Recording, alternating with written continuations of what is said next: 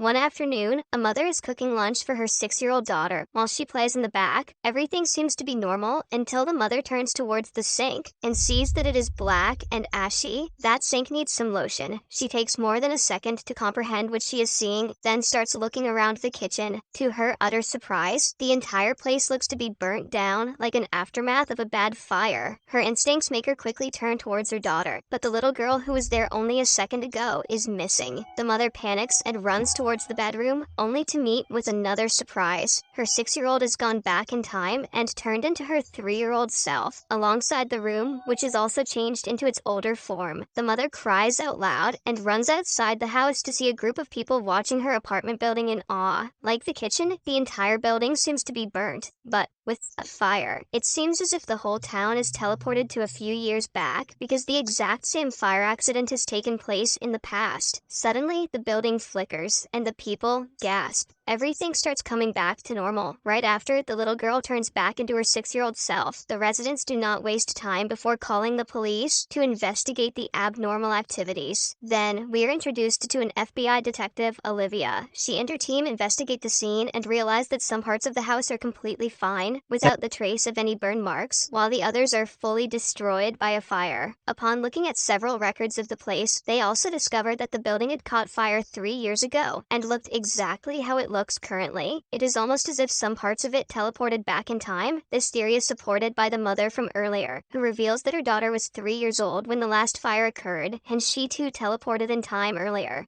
Detective Olivia is intrigued, but not shocked by the situation. This is because she has witnessed such activities several times in the last week. They use a special neuroradiation device around the place. If the levels are high, it means the surroundings have traveled or will travel through time. At night, in another part of the city, a group of youngsters are driving through a forest to a party. It is a casual night, until suddenly, a moving train appears in front of their car. They immediately stop, closely avoiding crashing with the train. Upon getting out, they see the train flickering and then disappearing entirely. The group is left stunned with no way to confirm what they just saw, but they can all agree they should probably stop smoking that chiba. The following day, Olivia's colleague Detective Peter hears the news about the train's appearance. He gets ready to walk out of the station and a second later, magically appears in the location. Other police officers are working on the scene but do not notice him appearing out of thin air. A confused Peter barely knows how he got here and continues investigating.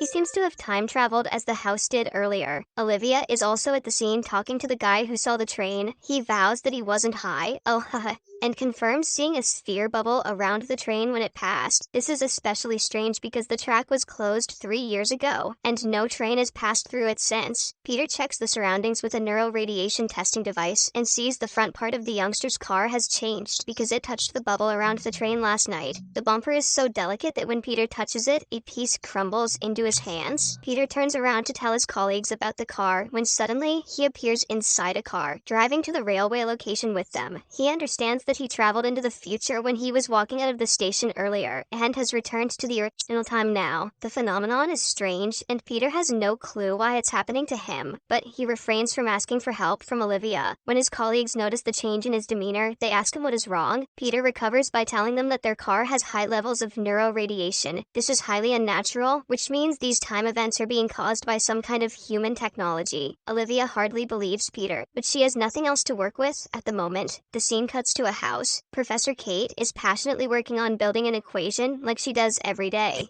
The friggin' nerd. For the past decade, she has been working to develop a device that travels through time, and in recent years, she is very close to developing a principal formula for it. Her husband Raymond loves his wife and supports her in all of her decisions, but doesn't like that she overworks herself. He comes towards her, looking at the timer in his watch. Strangely enough, he holds Kate endearingly and wishes her goodbye. Less than a second later, she disappears from his arms, and her work from the wall is also gone. Raymond simply walks into the living room like he was expecting that to happen. Surprisingly enough, Kate is on the sofa, staring at the wall. When her husband tries to feed her, she jerks away, asking him who he is. It is then revealed that Kate has Alzheimer's, and the person Raymond was talking to earlier was her from the past. When she first started losing her senses, Kate was very close to creating a time machine. However, she failed because the disease got the best of her. Raymond was devastated when his wife stopped recognizing him and wanted to get her back to normal. One day, he got his hands on her research and found a way to turn back time. He worked hard for a year and proved that Kate's study was successful. He could now make their home go back in time, but only for 47 minutes. Currently, it is 2021, but the house Kate and Raymond live in is mostly in 2017, when Kate is still healthy. The reason strange time-related occurrences are happening throughout the city is also because of the same thing. When Raymond bent time for the first time, it left an unnatural amount of neural radiation in different parts of the city, which is why they have been going back and forth in time for the past month. Somewhere else, Peter, Olivia, and their colleagues are trying to find a relationship between the locations of the time shifts that have occurred up until now. After looking at the map for hours, they realize that the occurrences follow Fibonacci's golden spiral. This means that they are all friggin' nerds.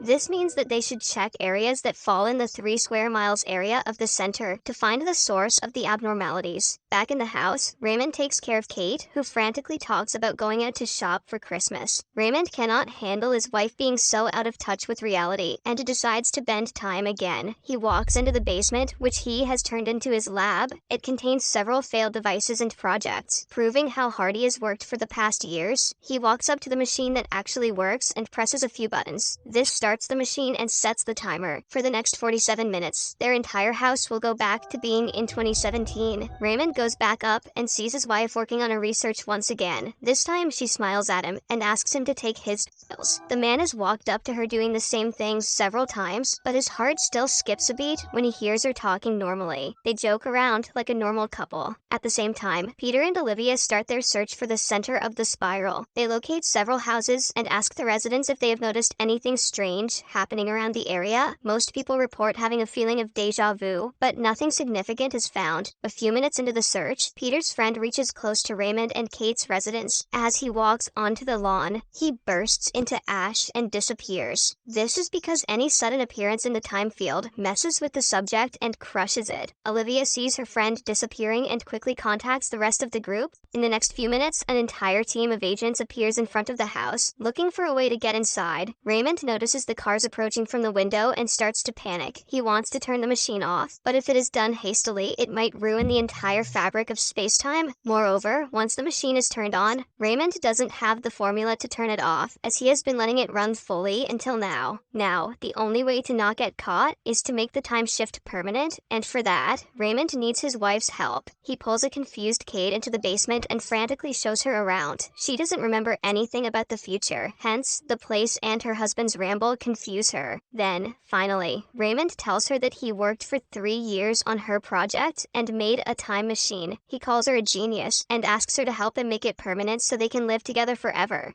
Kate, still confused about everything, claims that her project was supposed to remain a theory because she never wanted to break the rules of nature. However, Raymond argues that she has done a lot for him in her life, and the only way for him to give back to her is by saving her. The entire rest of the population of the world be damned. His words freeze Kate, and she asks what will happen to her in the future. She finds out about the Alzheimer's disease, but still wants Raymond to stop the time travel. Outside, Olivia comes close to the house and sprays a chemical on it. In the correct lighting, a giant time bubble can be seen covering the entire property. Olivia doesn't dare walk inside, having seen what happened to her colleague earlier. Simultaneously, Peter continues studying the areas around the house to predict where the next time relapse is going to take place. To his horror, the very next area targets an underground tunnel that did not exist 4 years ago. If the time relapse occurs and the tunnel disappears, hundreds of people inside it would drown and die. One of them immediately runs to get the area evacuated, while the others continue trying to get into the house to stop the machine. In the following scene, Peter's scientist friend builds a magnetic vest that reflects the radiation when one is inside the time zone. Olivia argues that she wants to go inside, but Peter, who has a scientific background, is tasked with the job. Everyone holds their breath when he takes the first step inside the bubble. Thankfully, the vest works, and he simply walks into the house. Will his sperm ever be the same though? He soon finds the basement, but is hit in the head before turning the machine off. Kate doesn't approve of her husband doing such things, but Raymond argues that he is doing all of this for her. At the same time, the tunnel inside the river starts disappearing. People watch in awe as water starts flowing in, disobeying every rule of physics. Back at the house, the husband and wife get into an argument because Kate doesn't want him to throw his life away day living in a bubble with her. They do not notice Peter waking up in the background and are shocked when he points a bat at them. He tries turning the machine off, but is stopped because turning it off in a hurry would mean a rip in the fabric of space-time. Peter tells the couple about the tunnel and how hundreds of people are going to die if the machine continues working. Kate immediately agrees to turn it off, but only if her husband won't be prosecuted for his deeds. In the time of emergency, Peter prioritizes people's lives and agrees to negotiate the terms with the officials. When there are only 1.5 minutes left on the machine and the tunnel is about to flood, Kate completes the equation. The time bubble around the house disappears. The tunnel is saved, and Kate goes back to being sick. The following day, the house is cleared up, and as per the negotiation, Raymond is set free to be a lunatic elsewhere. After everything ends, he goes back to Kate's bug, hoping to try and rebuild the formula again. However, he sees that she has painted over the formula to disallow him from making the same mistake again. In the final scene, Raymond reads a message where Kate asks him to repay her by loving her and living his life